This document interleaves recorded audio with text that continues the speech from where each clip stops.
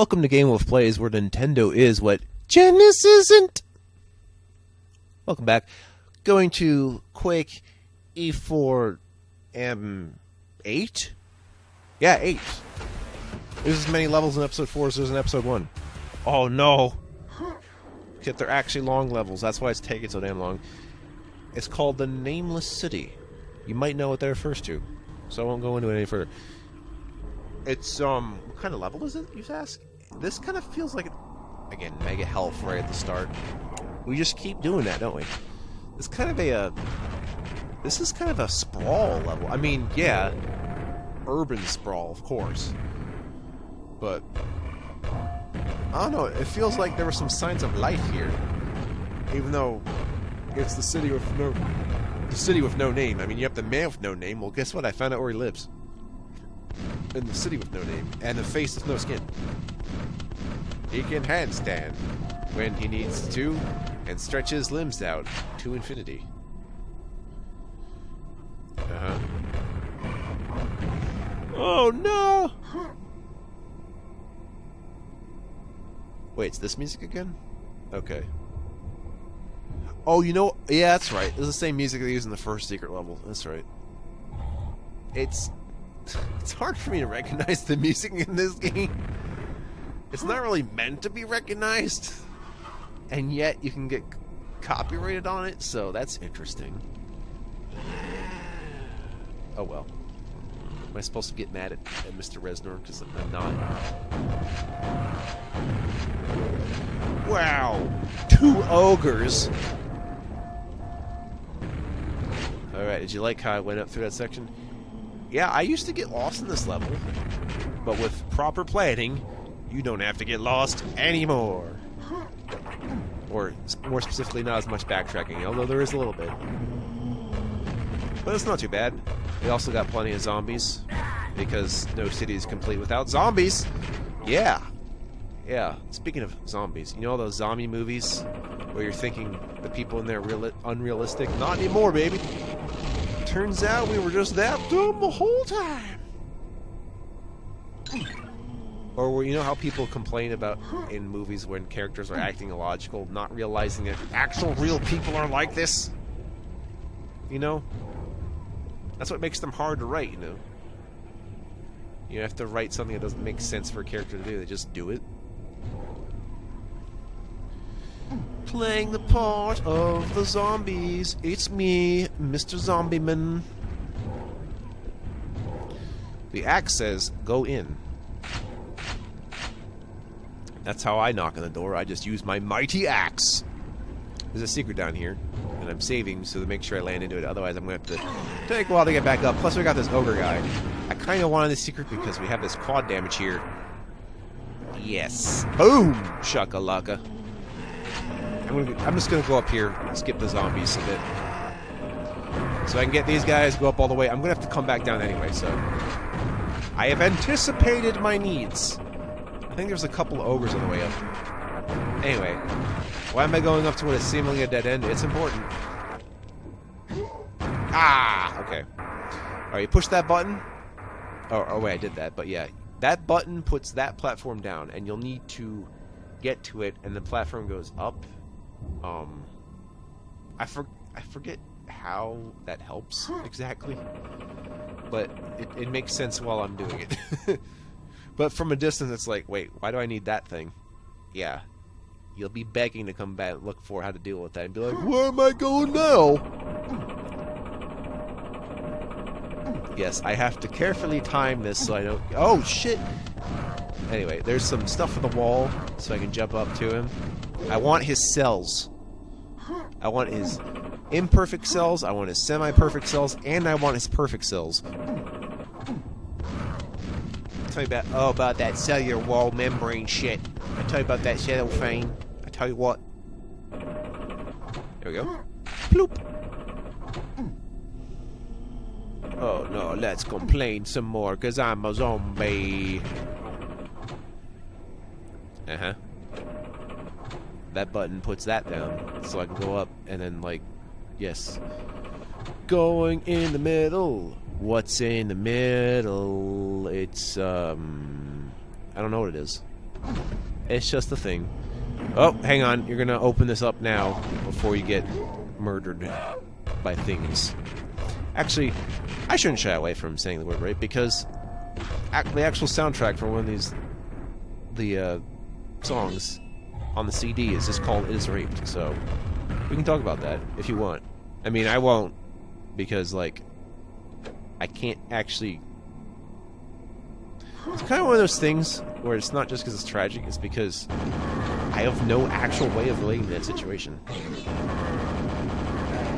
So it behooves me not to ever actually talk about that kind of stuff, even knowing about it. But no, that doesn't mean I can't just say, "Oh no, I just got raped." No, it's not like that. It's more like I'm not gonna say that to you, as in like, you know, where people used to say they're being bodied. Well, that was like a euphemism of them saying wrecked, which used to be a euphemism of them saying rape. Like people just shout out rape, it was nothing all the time. Not to say there was nothing wrong with that, but it kind of was when it was more like you're doing it in like a multiplayer game, or you're just telling someone you're gonna rape them as like a joke, or it's just like, yeah, that's probably why they stopped doing that. But that was the time of Internet Wild West. I guess in a way there are Wild Wests, you just don't know where they are. But generally not accepted, even if people thought it was. I guess. I don't really know. Yeah, let's talk about the ancient internet days. That sounds fun. It is the late 90s after all. Yes, I'm going to go on AOL and get some Quake while in kids mode. Yeah. I'm just surprised they let me play Quake at that age. What was I, 8? Yeah. It's like 8 or 9. It's like, yeah, I could play Quake. Don't mind me. That's right. I was the proto Call of Duty kid, except I was the Quake kid. Yeah, I'm going to fight you on Quake. Yeah, I did it. You know, that was me.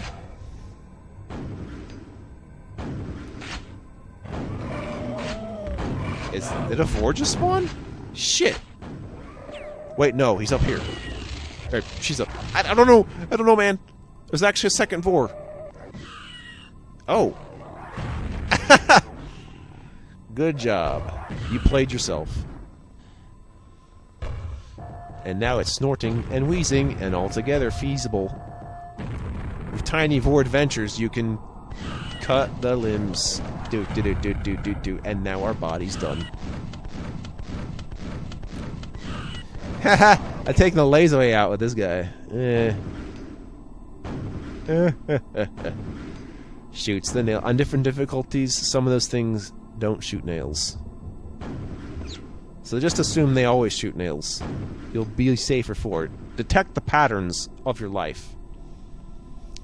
Did I tell you about this area? I might have already went there, but in case I didn't discuss that. Oh, shit.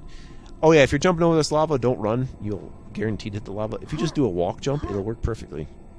But yeah, I don't know if I did this yet, but I'll just say it since this is the commentary. So there's a gold key in this level, and it opens up an area that is a secret and is therefore optional. And it's not like that one gold key area in episode 2 that was also optional that didn't have a secret. That one actually counts as a secret. And it allows a platform to go down to take a shortcut from here. It was this one. Yeah. Okay, so I went in that area already. Okay. But yeah, it makes it easier to get to the other side of this whole mess. Which means, for the most part, avoiding that lava zone. That's why I did it. I mean, even if I wasn't going for 100%, I would do that anyway. Just throw grenades until you're out. What if I just threw flash bombs? I guess that doesn't work if you're blind. Note to self. Hire blind people in the military to defend against flash grenades. You think that's a... Yeah, just kind of like how you have, like, a siren and then a deaf guy's like, I can survive, you know, like... Right? It works. What if you're fighting Venom? You have to use a lot of sound, but you don't want to get hurt, so you send in a deaf guy. Yeah. Oh, right. Okay, so it's an elevator, but you can jump off of it onto the ledges. That's how this works. He went through the porter. We're going to get ported shortly. Porter of no quarter, the order. I'm preparing my Thunderbolt because there's a shit tons of things to hit, and there's a lot of cells in this room. See? Lots of cells, baby. We got fiends, and they're spawning so fast that they're telefragging each other. I don't know if that was intentional. And we're gonna have a Shambler or two, or maybe 5. Just the one. I thought there'd be more. It seems like you could do that. I mean, I got quad damage. Go nuts on me. Oh well. I did all that for the silver key, though. Was it worth it? Yes. Because past the silver key door is pretty much the end of the level. Look at all my nails that are on my fingers.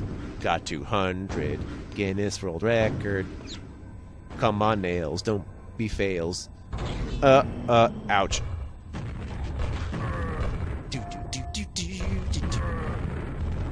Okay. Does it count if you use different lyrics? Actually, it might.